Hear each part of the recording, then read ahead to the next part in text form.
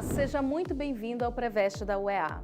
Eu sou a professora Lana Lima, sou do sexo feminino, tenho 32 anos, sou parda, tenho cabelos pretos, olhos castanhos e estatura mediana. Estou trajando uma calça de sarja e uma camisa preta e a nossa sala de aula é um estúdio de TV, onde utilizarei uma tela interativa para anotações. Vamos à nossa aula de hoje. Queridos, para a nossa aula eu separei o assunto de pontuação. Assunto importantíssimo aí para a UEA, tanto para a prova objetiva quanto para a redação. Lembrando que muitos alunos são penalizados aí por conta de não saber como usar a vírgula, como fazer o uso dos dois pontos, do travessão dentro de uma redação, tá? Vamos observar aqui as principais regras com relação aos sinais de pontuação e é claro que nós vamos começar por ela, a vírgula, né? Olha o que diz aí, principais aplicações da vírgula, do travessão e dos dois pontos, tá? A vírgula, ela serve para separar itens em uma enumeração. Por exemplo, olha essa frase, comprei pão, leite, frutas e queijo. Observe que essas palavras, elas estão colocadas em uma ordem enumerativa. Portanto, a vírgula ela é obrigatória para separar esses termos em uma enumeração. A vírgula também é obrigatória para isolar o vocativo, e aí você vai lembrar que o vocativo é aquela expressão que faz um chamamento, né? Por exemplo, quando você me pergunta, professora, estou com uma dúvida, a palavra professora é um vocativo e ela deve vir entre vírgulas, como nesses exemplos. Maria, venha aqui. Alunos, prestem atenção. A vírgula também serve para separar adjuntos adverbiais ou expressões explicativas no início da frase. Olha só, meus queridos, os adjuntos adverbiais, a ordem correta deles é ao final da oração. Se eles aparecem deslocados para o início ou para o meio de uma oração, eles precisam vir entre vírgulas, tá? Como nesses exemplos que eu separei para vocês. No entanto, vírgula, não concordo. Como o adjunto está, como a conjunção, melhor dizendo, está no início da oração, eu tenho que separá-la por vírgula. Ontem choveu muito. Entre o ontem e choveu muito, eu preciso de uma vírgula, porque o advérbio ontem está deslocado na oração. Ele está para o início, deve vir separado por vírgula. Vamos continuar. Quando, professora, que a vírgula continua sendo obrigatória?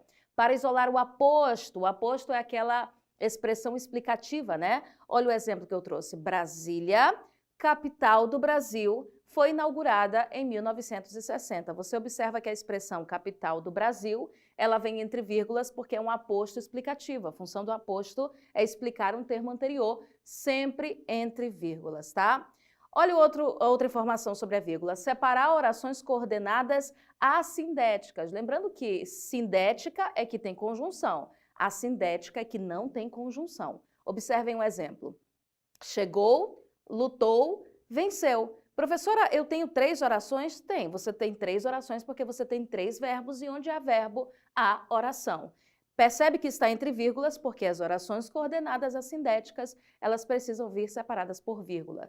Também há outros casos, como por exemplo, para evitar ambiguidade. Quero muito ir comer. Gente, sem vírgula, até porque ficaria estranho, né? Quero muito ir comer gente, ia soar bem complicado e geraria uma ambiguidade. Então, use a vírgula para evitar ser mal entendido, tá? Quanto ao travessão, professor, aquele sinalzinho super charmoso, né? Ele serve para introduzir uma fala direta, né? O personagem perguntou, ou ele perguntou, você vai ao cinema? É importante lembrar que esse travessão também serve para iniciar a fala de um personagem. Indica que um personagem, dentro de um texto, está falando. Isolar explicações ou intercalações no meio da frase, como parênteses, mais expressivo. Nesse caso, pessoal, o travessão ele serve para substituir a vírgula, né? Meu irmão, travessão, que mora no exterior, travessão, vem visitar-nos. Ele serve para dar mais ênfase para essa expressão, que poderia também vir entre vírgulas, né? Substituir vírgulas ou parênteses para dar mais ênfase, foi justamente o que eu acabei de falar. Aquela decisão, tomada às pressas, trouxe problemas. A expressão tomada às pressas, entre travessões, aí, para indicar essa ênfase maior para essa expressão. E marcar a mudança de interlocutor em diálogo. Você já almoçou? Ainda não. Percebe que se não tivesse esse travessão, eu não conseguiria entender quando que termina a fala de um personagem e começa a fala de um outro personagem. Então, eu preciso marcar a interlocução, a mudança de diálogo através do travessão, tá? E geralmente vocês sabem, né? O travessão ele vem junto com os 2 pontos para marcar a fala do personagem. Vamos falar dele, já que eu comecei a falar dos 2 pontos, né? Também super estiloso, né?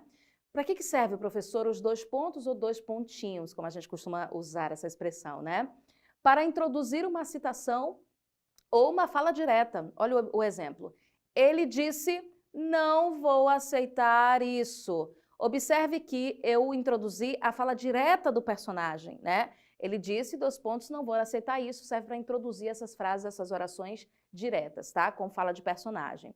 Antes de uma enumeração ou lista, olha o exemplo, precisamos comprar, arroz, feijão e carne. Eu estou começando uma enumeração, então eu preciso utilizar os 2 pontos, tá? Para explicar, resumir ou concluir uma ideia anterior. Ela tem um grande sonho, viajar pelo mundo. Percebe que essa expressão viajar pelo mundo é uma conclusão da ideia que eu apresentei anteriormente. Nesse caso, tem que vir entre os 2 pontos. Essa última situação do uso dos 2 pontos é o mais comum quando a gente está escrevendo redação, né? Além disso, para introduzir exemplos ou esclarecimentos, como por exemplo na frase há vários tipos de frutas cítricas. Agora vem meus exemplos, ó. Laranja, limão e tangerina. Os 2 pontos foram usados para esclarecer ou para dar um exemplo no caso, né? Em textos formais, antes de uma explicação ou desenvolvimento, concluímos o seguinte: o projeto precisa de mais recursos. Você percebe que eu estou dando uma explicação do termo que eu falei anteriormente. Os 2 pontos, eles também cumprem essa função dentro de um texto mais formal. Agora que você já domina o conhecimento dos principais sinais de pontuação, vamos tentar aplicar esses conceitos dentro das nossas questões. Olha o que diz aí. Observe as relações de sentido estabelecidas no texto a seguir. Religiões são orgulhosas. A ciência é humilde. Autor lança a HQ baseada em seu best-seller Sapiens. Diz que sem conhecimento, abrimos espaço para teorias da conspiração ridículas e alerta. É como se a natureza estivesse nos treinando para algo pior no futuro. Texto muito bem pontuado, né? Olha, apareceu um outro sinal de pontuação ali que a gente não falou, mas são as aspas, né? Ela também serve para introduzir a fala de alguém ou para citar uma obra. É importante, vai anotando aí, tá? Agora, olha o que diz a questão. O emprego dos 2 pontos no texto, para que ele serviu? Vamos voltar lá no texto? Olha o que diz aqui, ó. Religiões são orgulhosas, a ciência é humilde. Onde é que estão os 2 pontos? Vamos identificar aqui, ó. Para teorias da conspiração ridículas e alerta. É como se a natureza estivesse nos treinando para algo pior no futuro. Você observa que os 2 pontos, eles foram utilizados para introduzir a fala direta de uma pessoa, né? No caso, uma citação. E aí, o que você acha que tem cara de resposta? Citação, fala, portanto, a nossa resposta só pode ser a letra A. Para introduzir uma fala, não é para apresentar uma caracterização, não foi sobre isso, para indicar uma inversão sintática. Não, isso acontece com a vírgula, né? Quando a gente tem os advérbios deslocados. Não vamos confundir com os 2 pontos, tá? Destaca o discurso indireto. Ó, o indireto não é o direto, né? O indireto é quando o autor fala pelo personagem. Nesse caso, como teve os 2 pontos, a gente sabe que é uma citação direta e não indireta. E não há nenhum aposto para ser isolado, nenhum tipo de aposto explicativo. Portanto, os 2 pontos está corretamente aplicado aí para introduzir uma fala. Vamos agora para a nossa segunda questão. Olha o que diz aqui.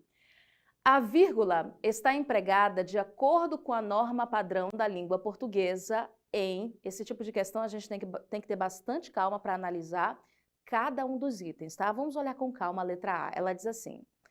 Apesar de se observar muita negligência com relação à poupança de água, vírgula, é de se esperar que os seres humanos mudem esse comportamento. Poxa vida, assim não tem nem graça, né? A letra A está toda bem pontuada, né? Apesar de se observar muita negligência com relação à poupança de água, olha só, pessoal, eu tenho 2 orações aqui que são subordinadas e elas estão separadas pelo uso da vírgula. É importante lembrar que a vírgula, ela também serve para separar orações subordinadas, tá?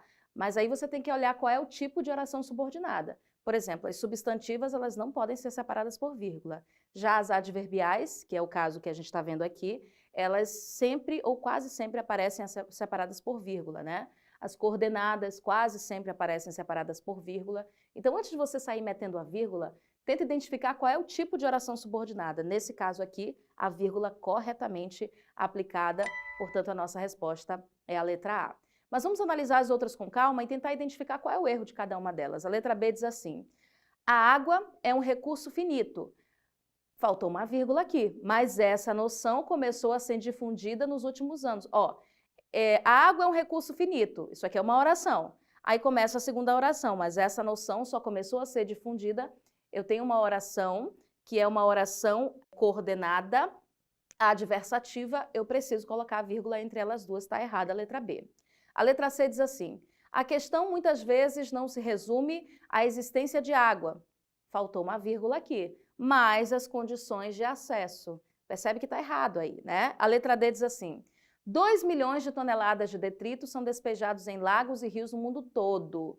No mundo todo dia. Faltou uma vírgula, incluindo resíduos de agrotóxico. Está faltando uma vírgula aí, né? Também para separar orações.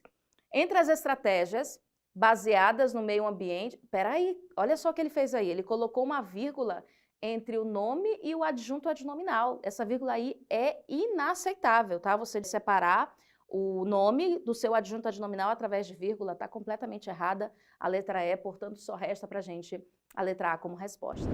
Vamos observar essa última questão? Olha o que diz aqui. Leia a estrofe de Navio Negreiro, do poeta Castro Alves, e responda corretamente sobre o uso da vírgula. Então, vamos se atentar para o uso da vírgula, tá? Esse poema que é lindíssimo, né? Altissonante, é um poema para fora. Vamos lá ver o que diz aí. Esperai, esperai, deixa que eu beba esta selvagem, vírgula, livre poesia. Orquestra é o mar que ruge pela proa. Essa expressão aqui, ó, deveria estar grifada, tá? Que é essa vírgula aqui que ele está cobrando da gente. É o mar que ruge pela proa e o vento que nas cordas assobia. Já vai pensando aí, cara. O que tem a ver o uso dessa vírgula aí? O que ela está sendo usada para separar, para isolar? Pessoal, você não concorda comigo que essa expressão que ruge pela proa está explicando quem é a orquestra? Que no caso aí ele já fala que é o mar. Então você observa que há uma explicação do termo anterior. Mas vamos continuar aqui nas nossas alternativas.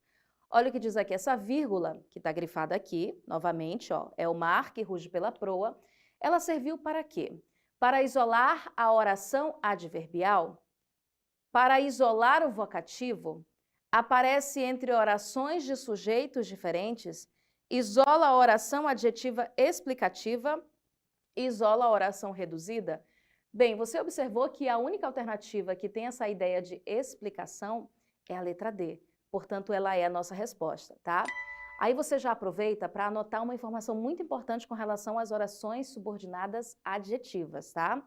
As orações subordinadas adjetivas explicativas, que é o caso dessa oração que nós vimos no texto, elas sempre vão vir entre vírgulas, tá? Porque dão essa ideia de explicação.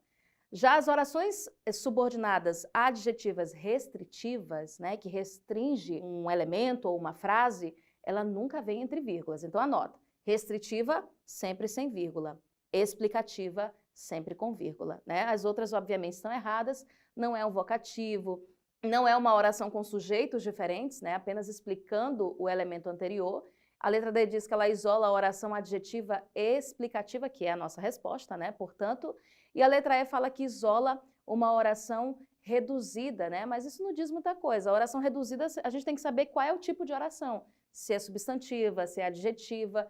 É essa informação que vai ajudar a gente a colocar ou não a vírgula nessa expressão, não o fato de ela ser reduzida. Então é isso, meus queridos. Na aula de hoje, nós aprendemos sobre a pontuação, especificamente aí a vírgula, o travessão e os dois pontos, que são assuntos importantíssimos para o vestibular da UEA. Você gostou dessa aula? Então baixe o nosso aplicativo do Preveste e acompanhe o Preveste em todas as nossas redes sociais. Eu aguardo você para a nossa próxima aula. Um grande abraço e até mais. Tchau, tchau.